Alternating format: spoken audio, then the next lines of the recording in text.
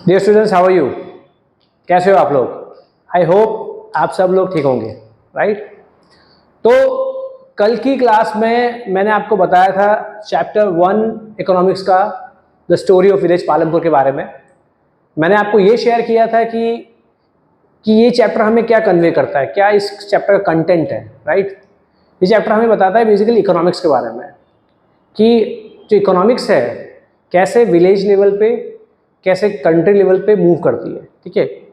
Basically we all know कि economics is very important and we all are indulge in some or other economical activities, right? Because it's very important for our survival, right? ठीक है, okay.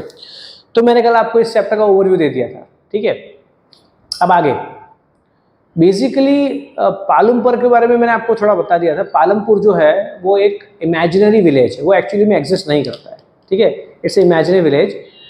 ये village जो है वो well developed है। सबसे important point ये है, वहाँ पे electricity, transportation, irrigation, roads, connectivity, है ना, electricity, everything is in proper way, ठीक है? तो एक वेल डेवलप्ड विलेज है पालमपुर, इसीलिए वहाँ पे सारी इकोनॉमिकल एक्टिविटीज़ हो सकती है। पहली बात तो ये। दूसरा पॉइंट ये है कि ये जो विलेज है ये छोटा विलेज है ना, लेकिन वेल डेवलप्ड है। इसके नियर बाय 3 किलोमीटर दूर ही रायगंज है, जो कि थोड़ा बड़ा विलेज है, ठीक है? और रायगंज के थोड़े दूर एक छोटा टाउन है शाहपुर करके, ठीक है? तो टेक्निकली सेइंग जो प्रोडक्शन होता है पालमपुर में, जो पालमपुर में बिक जाता है ना, तो इकोनॉमी वहाँ से जनरेट हो जाती है।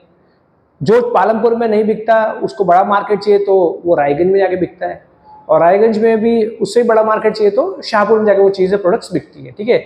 इस तरह से इकोनॉमी मूव होती है और इस तरह से मनी जनरेट होता है, ठीक है? और जैसे कि मैंने आपको कल बताया था कि मेन इकोनॉमिकल एक्टिविटी पालमपुर का वो है एग्रीकल्चर। हमारे देश का भी वो इकोनॉमिकल एक्टिविटी है एग्रीकल्चर।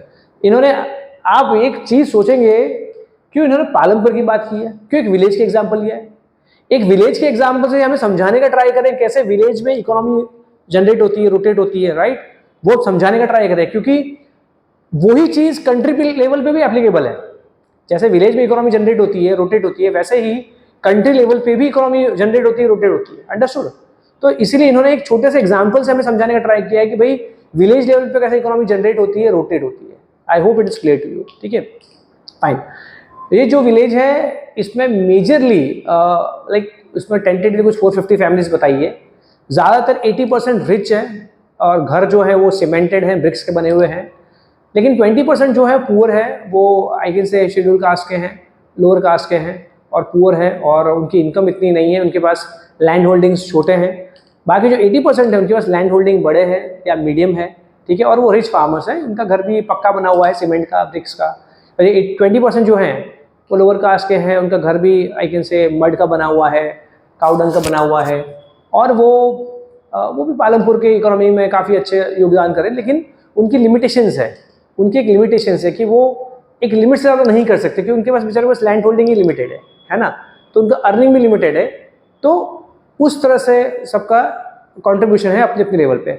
सबसे ज़्यादा कंट्रीब्यूट करता है कमर्शियल फार्मर, रिच फार्मर, जिसके पास लैंड होल्डिंग ज़्यादा है, जिसके पास ज़मीन बड़ा है, खेत बड़ा है, वो सबसे ज़्यादा कंट्रीब्यूट करता है। उसके बाद में मीडियम फार्मर्स कंट्रीब्यूट करता है, जिसके पास ज़मीन मीडियम है, और सबसे कम I can say less land holding वाला फार्मर कंट्रीब्यूट करता है, उसके पास ज़मीन कम है, ठीक है? अब जिसके पास जितनी ज़मीन उतना पैसे वाला। रिच फार्मर है, उसके पास ज़मीन ज़्यादा है तो वो ज़्यादा प्रॉफिट बनाता है। मीडियम फार्मर, उसका ज़मीन एवरेज है तो मीडियम प्रॉफिट बनाता है ना? और जो आई कैन से जिनके पास लेस लैंड होल्डिंग है, उनके पास ज़मीन कम है तो लेस प्रॉफिट बनाते हैं। I hope it is clear to you. Rich farmers बहुत ज़्यादा प्रॉफिट बनाते हैं, मीडियम फार्मर्स एवरेज प्रॉफिट बनाते हैं, और लेस लैंड होल्डिंग वाले फार्मर्स बहुत कम प्रॉफिट बनाते हैं, ठीक है? फाइन। तो ये मैंने आपको एक इंट्रोडक्शन दिया पालमपुर के बारे में, और मैंने आपको ये भी शेयर किया कि वहाँ पे अलग अलग इकोनॉमिकल एक्टिविटीज होती है। सबसे मेन होती है एग्रीकल्चर, उसके बाद अदर इकोनॉमिकल एक्टिविटीज़ जो हैं वो है आपकी डेयरी फार्मिंग, ट्रांसपोर्टेशन, आपका ट्रेडिंग, आपका स्मॉल स्केल मैन्युफैक्चरिंग। ये सब भी अलग अलग इकोनॉमिक एक्टिविटीज़ हैं जो पालमपुर में होती है। अच्छा, तो ये कौन करता है? जो लोग अपने मनी जनरेट नहीं कर पाते बराबर, जो पैसा ढंग से जनरेट नहीं कर पाते खेती से, तो वो बेचारे ना चाह के अदर एक्टिविटीज़ में इंडल्ज हो जाते हैं, या फिर वो वर्क करते हैं एज ए लैंडलेस लेबर। ठीक है, I hope it is clear to you. ठीक है, fine. So I have explained you the introduction of the chapter कि what is Palampur, it is a well developed village and all other points related to Palampur. Fine, keep watching, keep liking, keep subscribing. ठीक है, मैं आपको बता रहा हूँ, मैं आपको थियोरेटिकल लेके जा रहा हूँ, लेकिन जब मुझे मौका मिलेगा मैं आपको प्रैक्टिकल भी लेके जाऊँगा। ठीक है, मैं आपको प्रैक्टिकल जो साइट्स है, प्लेसेस है, वहाँ भी विजिट करूँगा and you will be connected, you will enjoy. Right, आपको मज़ा आएगा, आपको लगेगा हाँ कुछ क्रिएटिव हो रहा है। यू नो, थियोरेटिकल तो चल ही रहा है, ये तो चलता ही रहेगा। ठीक है, हम प्रैक्टिकल भी करते रहेंगे। ठीक है, प्रैक्टिकल जो भी मॉन्यूमेंट्स है, हेरिटेज साइट्स है, कल्चर है, हिस्ट्री है, इकोनॉमिक्स है, सिविक्स है, ज्योग्राफी है, वो भी देखेंगे। ठीक है, keep watching, keep liking, keep subscribing. Thank you so much, bye.